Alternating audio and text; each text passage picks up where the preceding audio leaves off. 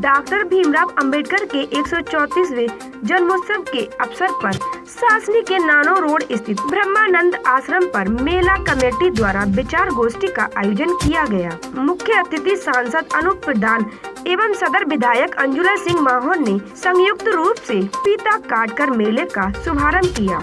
विचार गोष्ठी का संचालन बतन सिंह एडवोकेट व राहुल प्रकाश ने किया तथा मेला कमेटी अध्यक्ष के.एस. विधाता व प्रधान प्रतिनिधि लोहर्रा भोला ने सभी अतिथियों का फूल माला पटका एवं प्रति चिन्ह भेंट कर स्वागत किया।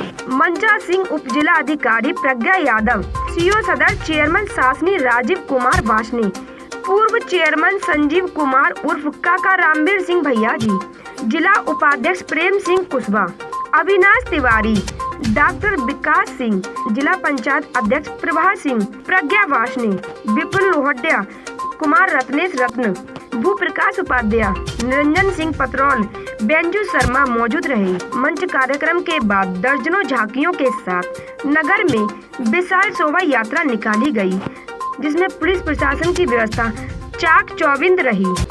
मेला संयोजक देव प्रकाश सागर, प्रदीप भारती, बाबूलाल प्रधान, कोषाध्यक्ष देवदत्त प्रकाश ने सभी का आभार प्रकट किया।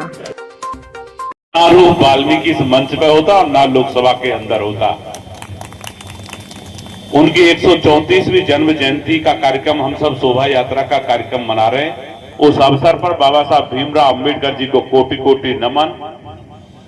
मैं बहुत ज्यादा ना कहते क्योंकि समय बहुत काफी हो गया। मैं इतना ही कहना चाहूंगा कि देखिए बाबा साहब भीमराव अंबेडकर जी ने अभी एक कार्यक्रम था, यहाँ पे गोष्ठी थी, तो हमारे सिडको के चेयरमैन है वाईपी सिंह, उन्होंने बहुत ज्यादा विस्तार से बाबा साहब भीमराव अंबेडकर जी के बारे में बताया। मैं बहुत ज्यादा न कहते इतना ही कहूंगा, उन्होंने कहा था और हम लोगों ने भी पढ़ा है कि देखिए उस समय जब बाबा साहब भीमराव अंबेडकर जी शिक्षा ग्रहण कर रहे थे तो उसमें कोई दोहरा नहीं, छुआछूत का दौर था।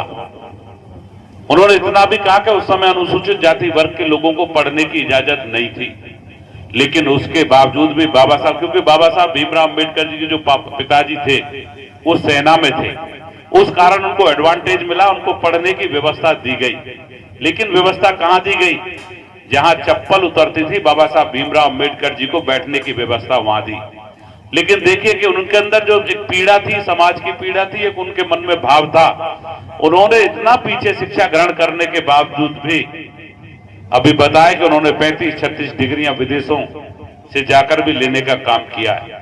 तो मैं खासतौर पर अपने युवाओं को मैं प्रेरित करना चाहूंगा कि जी आज जो पूरा देश जिस विचारधारा पर चल रहा है, जिस संविधान पर पूरा भारतवर्ष चल रहा है, जितने भी हमारे कानून हैं, हम सब उसका अनुसरण कर रहे हैं। उस संविधान को देने का काम बाबा साहब भीमराव अंबेडकर जी ने किया था। तो अगर वो उस समय इतनी शिक्षा ग्रहण कर सकते हैं तो हमें भी निश्चित शिक्षा के क्षेत्र में और तरक्की करनी चाहिए। अभी हमारी बहन ने भी कहा था कि शिक्षा वो शेरनी का दूध है। बाबा साहब भीमराव अंबेडकर जी ने कहा था कि जो शिक्षा वो शेरनी का दूध है कि जो इसे पिएगा या ग्रहण करेगा वो दहाड़ेगा। और देखिए इसमें कोई दो राय नहीं।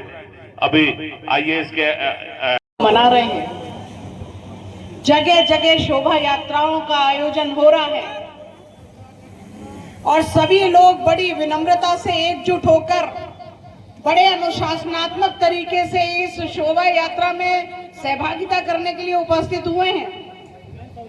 अभी रामवीर भैया जी कह रहे थे कि तमाम लोगों को पाबंद किया गया है।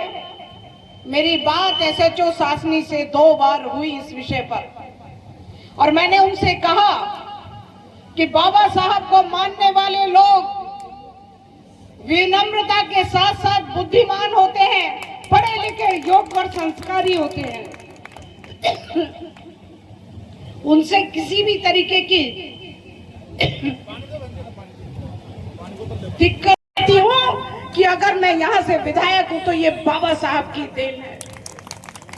हमारी राजनीतिक भागीदारी, हमारी सामाजिक भागीदारी, हमारी राजनीतिक भागीदारी अगर कहीं सुनिश्चित हो सकती है तो वो शिक्षा का प्रभाव है। कहते हैं कि शिक्षा वो शेरनी का दूध है जो पिएगा वो,